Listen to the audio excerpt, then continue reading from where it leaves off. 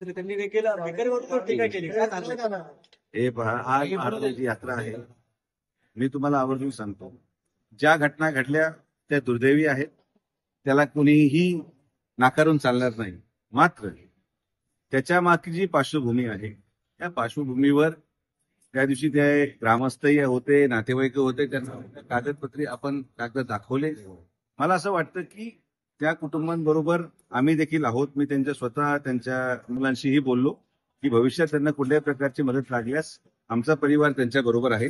आणि प्रशासनाच्या वतीने जे ग्रामीण रुग्णालय, जिल्हा रुग्णालय असेल किंवा विसापूर असेल, या ठिकाणी कुठली हलगर्जीपणा झाला असेल तर त्यावर कारवाई केली जाईल, हे आपण त्या ठिकाणी आश्वासन दिलं.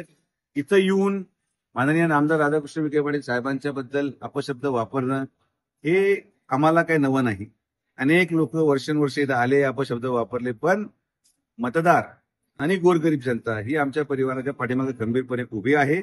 आणि प्रत्येक गोष्ट जी या मतदारसंघामध्ये केली जाते ही या तालुक्याच्या जनतेच्या भलाईसाठीच आहे, हे जनता जाणून असल्या कारणाने अशा प्रकारच्या टीकेला मी उत्तरही देणार नाही. वीरभद्र महाराज त्यांना सद्बुद्धी देव, एवढीच मी त्यांना